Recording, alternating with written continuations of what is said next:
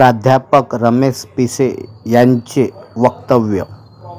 आशा असेल तर ती आपल्या प्रिंट मीडिया आणि इलेक्ट्रॉनिक मीडिया करणार, कारण शेवटी वातावरण बनवणं हे तुमच्या हातामध्ये आहे आणि लोकशाहीचा एक जबाबदार घटक या नात्याने संपूर्ण जो वाचक वर्ग आहे, प्रेक्षक वर्ग किंवा श्रोता वर्ग आहे, हा सोशल मीडियाच्या बातम्यांना गांभीर्याने घेतो आहे।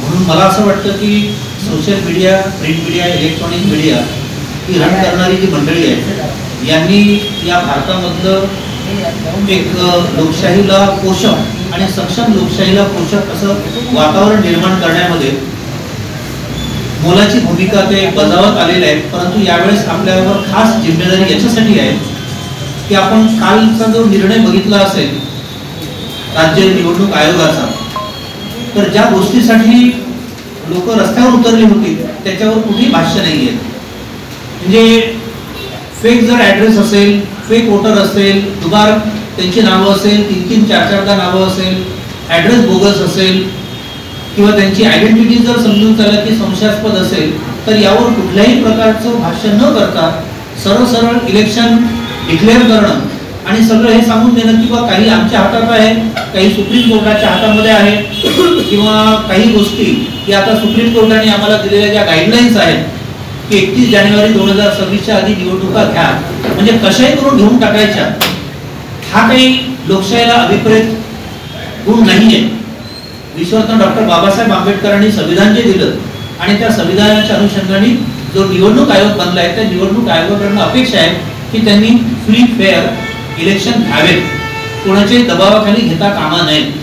आणि जेव्हा सगळं भारतभर लोक म्हणतायत किंवा हे बोगस वोटर्स आहेत किंवा एवढे मोठमोठे जर पुरावे लोक देत आहेत, तर त्याच्यावर आपण कुठल्याही प्रकारचा निर्णय घेत नाही।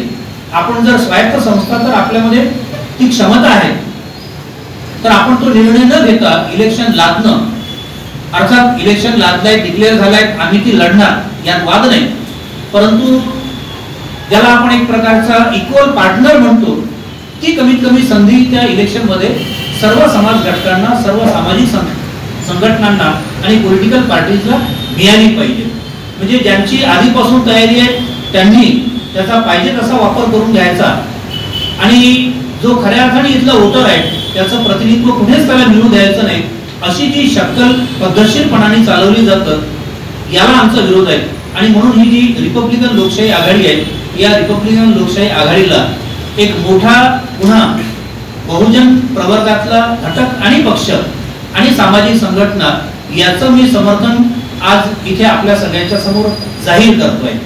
मी ओबीसी जनमोर्चाचा राष्ट्रीय उपाध्यक्ष आहे, सोबतच ओबीसी बहुजन आघाडी जी आता आमची एक 7-8-10 दिवसाआधीच मुंबईला आमची पत्रकार परिषद झाली आणि तिथे बैठक झाली, आम्हाला तर रिकॉग्निशन मिळालंय, आधी ते नव्हतं त्याच्यामुळे आम्हाला आधी काही करता आलं नाही, परंतु आता रितसर आमचं रजिस्ट्रेशन झालेलं आहे, सगळी प्रक्रिया पूर्ण झाली आहे आणि आमचे जे राष्ट्रीय अध्यक्ष आहेत प्रकाश अण्णा शेंडगे साहेब आणि त्याचे जे कार्याध्यक्ष आहेत चंद्रकांत बावकरजी यांच्या सूचनेनुसार आज जबाबदारीने मी इथे बोलतोय।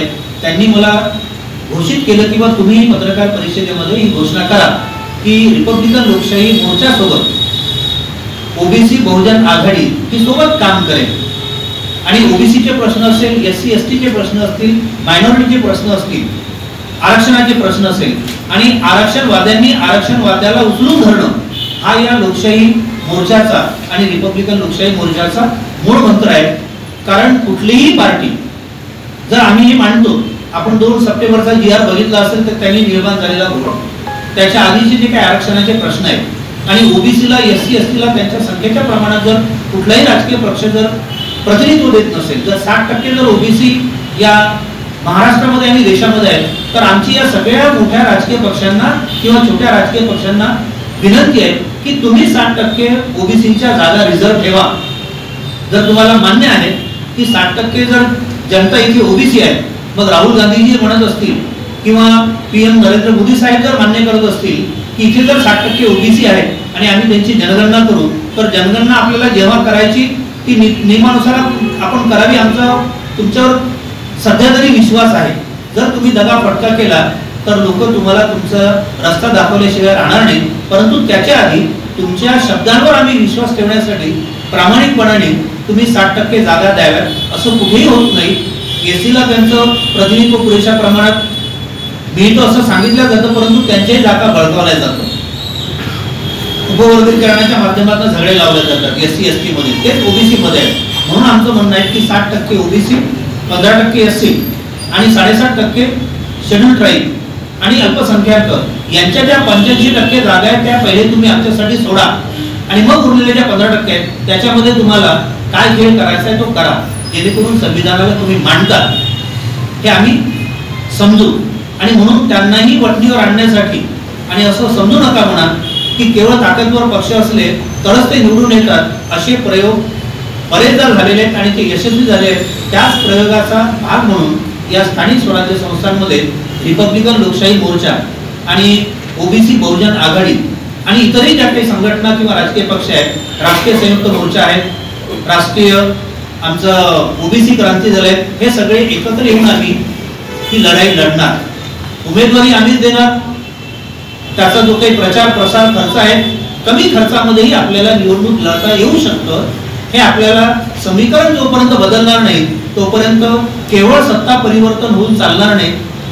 आमचा लढा हा व्यवस्था परिवर्तनासाठी आहे. आणि म्हणून जनसामान्यांनी आपल्या माध्यमातून आमची जी आर्त हाक आहे किंवा विनंती आहे ती सिरियसली घ्यावी. जे प्रस्थापित पक्ष आहेत आणि जे आपल्याच पोराबाळांना, आपल्याच घराण्यातल्या लोकांना, आपल्याच प्रस्थापित मंडळींना मोठं करण्यामध्ये लागले आहेत, त्याच्यामध्ये लोकशाहीचा खऱ्या अर्थाने मुद्दा पडलेला आहे. म्हणून आम्हाला असं वाटतं की 1 मॅन 1 वोट 1 व्हॅल्यू या तत्वावर प्रत्येक माणसाला प्रामाणिकपणाने आपला उमेदवार कसा असावा हे त्यांनी आता ठरवलं पाहिजे.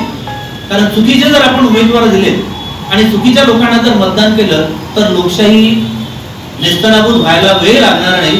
अजूनही सुधारायला भरपूर वेळ आहे. कारण स्थानिक स्वराज्य संस्था हा जनमानसाचं मत बदलण्यासाठी मोठी भूमिका पार पाडतं. आणि म्हणून ही सगळी आमची जी आघाडी आहे ही स्थानिक स्वराज्य संस्था ज्या आता डिक्लेअर झालेल्या इलेक्शन्स आहेत 10 नोव्हेंबर पासून तर 3 डिसेंबर पर्यंत, याच्यामध्ये आणि पुढचेही ज्या काही 2 आहेत जिल्हा परिषद, पंचायत समित्या आणि महानगरपालिका, त्याच्यामध्ये ताकदीने आपली भूमिका बजवेल, यशस्वी भूमिका बजवेल आणि निश्चितच लढेंगे और जीतेंगे हा नारा आम्ही यावेळेस यशस्वी करून दाखवणार. धन्यवाद.